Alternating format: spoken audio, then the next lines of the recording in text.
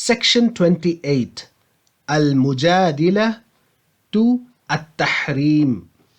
The section begins with Surah Al-Mujadila, which begins by speaking of an unacceptable form of divorce called Zihar and the expiations for this.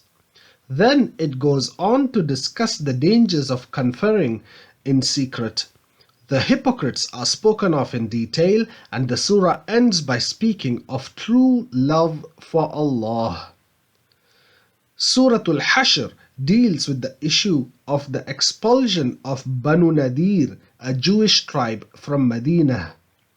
The surah begins by glorifying Allah and then speaks of the expulsion and certain rules of war.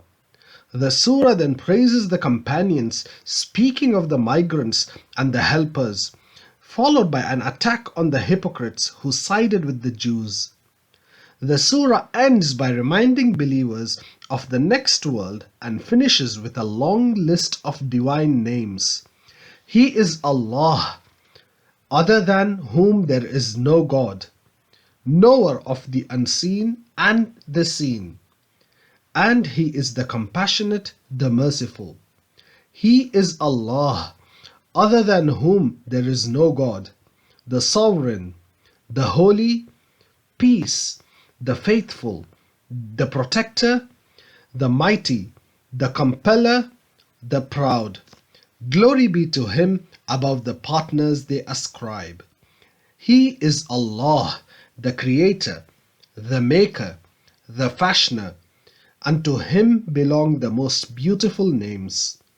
Whatsoever is in the heavens and the earth glorifies Him. He is the mighty, the wise. Surah Al-Mumtahina then speaks about loving and hating for Allah. The surah begins by warning the believers not to have alliances with enemies of Allah, citing Ibrahim alayhi salam as an example.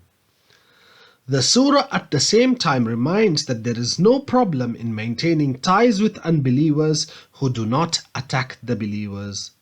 The surah speaks about checking the faith of women who migrate and instructs the Messenger sallallahu alaihi wasallam of the exact terms of the pledge of allegiance of such women. The surah ends by warning the believers against having alliances with unbelievers. Surah As-Saff, after glorifying Allah, speaks of being firm in war, the stance of the Jews to the message of Musa and Isa alayhimus salam, the invitation to a business deal with Allah, and a reminder of the inevitable victory that comes to believers.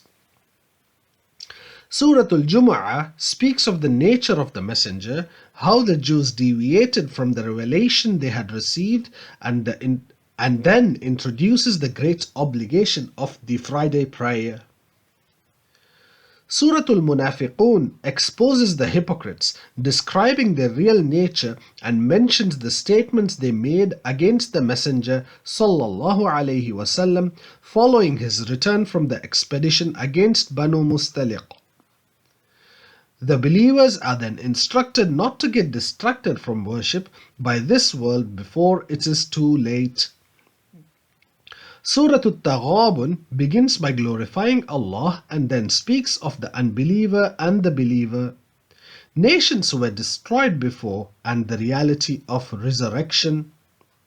The surah orders believers to obey Allah and His Messenger sallallahu alaihi wasallam and warns from being distracted by family. The surah ends with the order to spend generously. Surah At-Talaq mentions rules around divorce, including waiting periods and maintenance. There is a constant reminder to fear Allah and to maintain these rules, such that the surah ends by mentioning how nations who rebelled against Allah were destroyed. The surah closes by mentioning divine power in the creation of 7 heavens and a similar number of earths. Surah Al-Tahrim speaks of the Prophet's sallallahu alaihi wasallam's dealing with his wives and reminds them that they can be replaced by other righteous women. The believers are then instructed to protect their families from hellfire.